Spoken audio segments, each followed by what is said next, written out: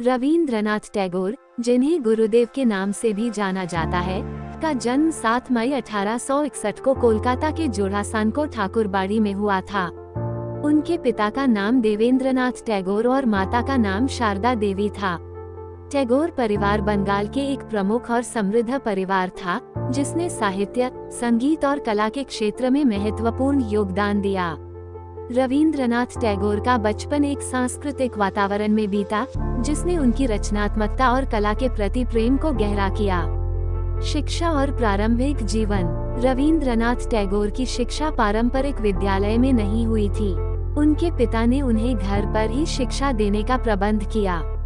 टैगोर ने साहित्य, संगीत, कला और विज्ञान का अध्ययन घर पर ही किया।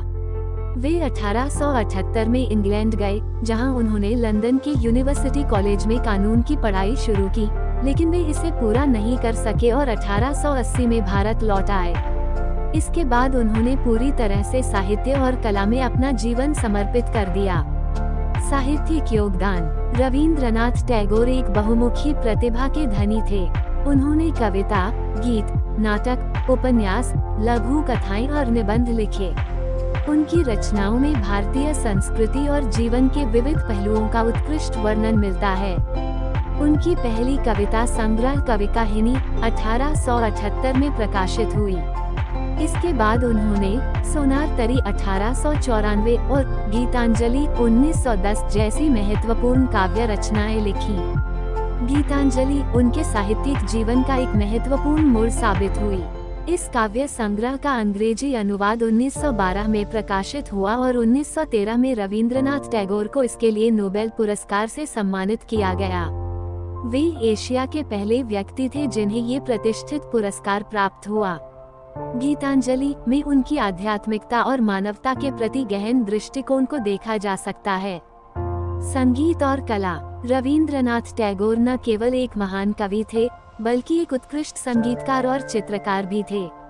उन्होंने करीब 2000 गीतों की रचना की, जिन्हें रवींद्र संगीत के नाम से जाना जाता है। उनके द्वारा रचित गीत आज भी बंगाल और भारत के अन्य हिस्सों में अत्यधिक लोकप्रिय हैं। जन गण मन भारत का राष्ट्रीय गान और अमर सोनार बांग्लादेश का राष्ट्रीय गान उनकी ही रचनाएं हैं। चित्रकला में भी टैगोर ने अपनी छाप छोड़ी। उन्होंने अपने जीवन के उत्तरार्ध में चित्रकला की ओर रुख किया और उनकी चित्रकला में उनकी कविता और संगीत की गहनता और संवेदनशीलता को देखा जा सकता है। उनकी पेंटिंग्स में अक्सर भारतीय लोक कला और संस्कृति की झलक मिलती है।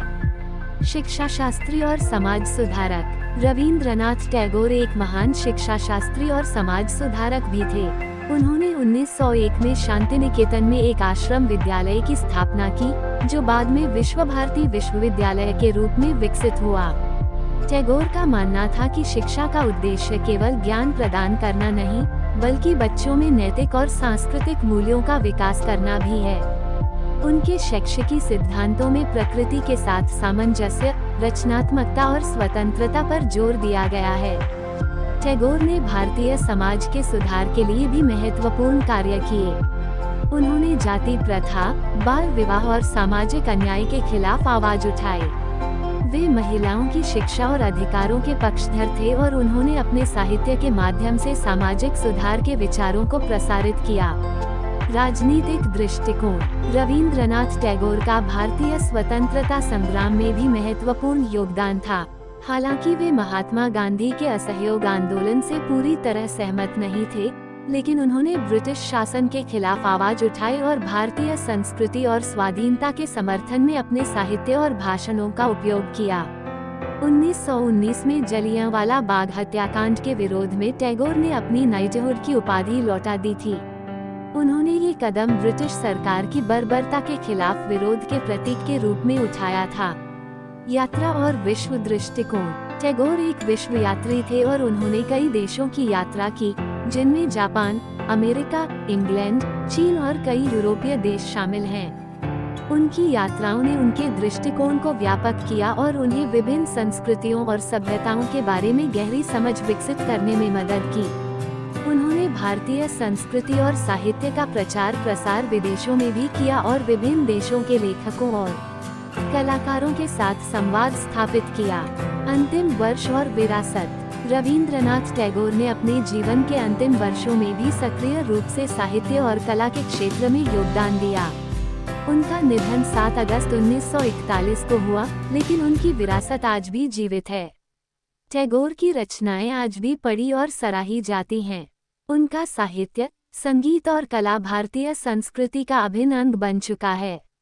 टैगोर की शिक्षाएं और उनके आदर्श आज भी हमें प्रेरित करते हैं।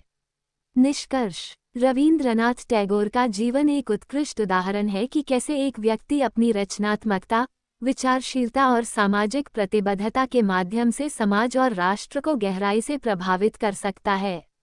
उनकी साहित्यिक कृतियां, संगीत और कला के साथ साथ उनके शिक्षाशास्त्र और सामाजिक सुधार के प्रयास हमें ये सिखाते हैं कि सच्ची महानता केवल व्यक्तिगत उपलब्धियों में नहीं, बल्कि समाज और मानवता के कल्याण के प्रति समर्पण में निहित होती है।